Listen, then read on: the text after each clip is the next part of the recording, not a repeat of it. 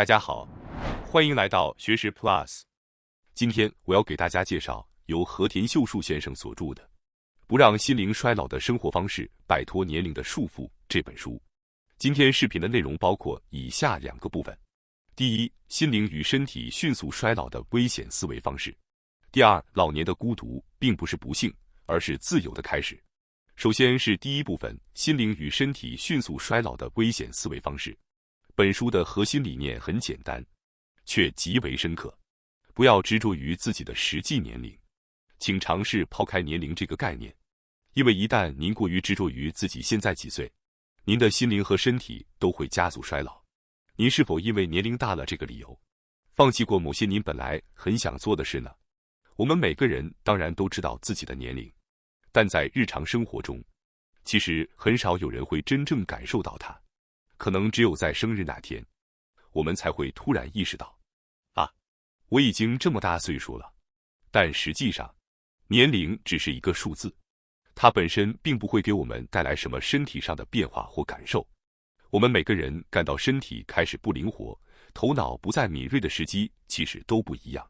60岁不一定意味着体能衰退，70岁也不代表一定会得认知症。换句话说，衰老的速度是因人而异的。如果我们不去刻意计算年龄，甚至不知道自己几岁，那么我们就不会被它所限制。设想一下，如果这个世界上真的有一个不计算年龄的民族，那他们的生活一定会更加自由，不会被年龄所束缚。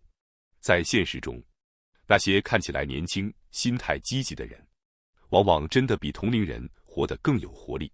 他们之所以年轻，不是因为年龄小，而是因为他们没有让年龄限制自己。相反，很多人随着年龄的增长，会变得犹豫、保守，常常用年纪大了作为放弃的理由。但请您认真思考一下，在现实生活中，那些总是提醒自己我已经多大年纪了的人，和那些根本不在乎年龄、勇于尝试新事物、追求兴趣的人，到底是谁活得更快乐、更有能量呢？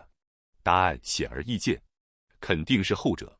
过度在意年龄，其实就是把一个没有具体感受的数字硬套在自己身上，结果反而限制了自己的行为和人生选择。我们常常会陷入一种思维误区，某个年龄就该做某些事，某个年龄就不能再去挑战了。而这种僵化的观念，正是在无形中把我们的人生一步步框死。为什么我们会选择这样一种不自由的生活方式呢？或许是因为把责任推给年龄，能让我们逃避一些不愿面对的现实。比如，我们其实是不想努力、不愿改变，甚至只是懒得开始，但我们又不想承认这一点。于是，因为我年纪大了，成了一个再方便不过的理由，一个让自己心安理得不再行动的借口。但请大家记住，这正是一种会束缚心灵、令您衰老的更快的年龄的诅咒。它像一种奇怪的咒语，偷走了您原本可以拥有的自由和可能性。解开这个诅咒的关键，就是从今天开始，不再被年龄这个数字所支配。别让它决定您的人生节奏，别让它夺走您想追求的生活。我们每个人都在不知不觉中给自己施加了一个名为年龄的诅咒。从什么时候开始，我们开始对自己说，我已经不年轻了？每说一次，心灵就会被束缚一次，每想一次，我们就离真正的自由远了一步。比如，有的人会说，我都80岁了，穿衣服要低调一点。于是他们开始压抑自己的喜好，变得小心翼翼，仿佛年纪成了生活的刹车器。而这就是心灵老化的开始。最初，只是一个念头，年纪大了；接着，是一个决定，我不能穿这种衣服了；然后，是一种生活方式的改变，谨慎、保守、放弃。久而久之，我们越来越像自己脑海中年老的样子。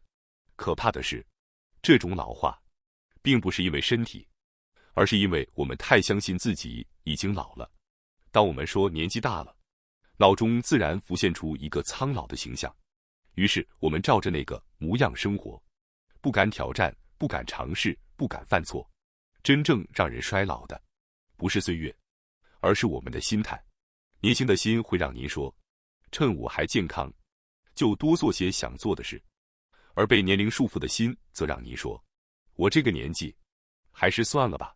想想看，您最近是否因为年纪大了，而放弃了什么？其实，这种心灵的老化正在悄然发生，而我们却很难察觉，因为它不像体力下降那样明显，而是悄悄改变了您的想法、选择，甚至生活方式。年纪大了，就不能享受美食了吗？不能换个发型、学门新技能，或是尝试一项新运动吗？恰恰相反，心态年轻的人，越是面对身体老化，越会积极面对。其实，真正的自由，正是从年长开始的。到了老年，工作责任会减少，家庭义务也会减轻，社会压力也大为缓和，这是人生最有自由的阶段。如果这个阶段还在自我设限，被年龄束缚，那未免就太可惜了。请大家记住一句话：忘记自己的年龄，就是保持年轻的第一步。如今的时代不同了，过去被认为是老年的50岁、60岁，如今不过是人生新的起点而已。甚至有人说，现代的50岁相当于以前的30岁。是的，年龄不再重要，重要的是您的心态是否还年轻。所以，从现在开始，不妨问问自己，有没有什么是我曾因年龄而放弃的？有没有什么是我想做但迟迟没有开始的？请告诉自己，我现在有资格随心所欲的生活。这份资格，是岁月给予您的自由。您不再需要讨好别人，不需要符合该有的样子，只需要忠于自己的内心，做自己真正想做的事，放下年龄的束缚，找回心灵的自由，让人生的后半段充满勇气、热情与乐趣。那时您就会发现，年轻从未离开过您。接下来是第二部分，老年的孤独并不是不幸，而是自由的开始。当我们步入高龄，其实根本不必再在意朋友的数量。正如前文所说，晚年的最大优势之一，就是人际关系变得更加自由，不再被工作、职场中的人际应酬所束缚，只需与自己真正想交往的人相处即可。当然，这种自由也伴随着一些现实的冷酷，例如，过去的朋友、熟人，或曾带给我们情感寄托的人，可能因为各种原因逐渐淡出我们的生活。随着年龄的增长，人际关系的断裂与稀疏是自然的现象，我们必须坦然接受这一过程，也要正视随之而来的孤独。提起孤独的老人，很多人会不自觉地联想到那些被人疏远、性格古怪、不合群的人，但这样的理解其实过于狭隘。实际上，有很多高龄者即便朋友不多，也依然能按照自己的节奏，过得自由自在。他们享受自己热爱的事物，依然活得精彩有趣。我们终将学会，孤独是人生的常态，每个人早晚都要面对。越早理解并接受这一点，越能体会到其中的轻松与自在。当年纪渐长，朋友的多寡变得不再重要。不论您身处城市还是乡村，独居老人的生活已经成为社会的常态。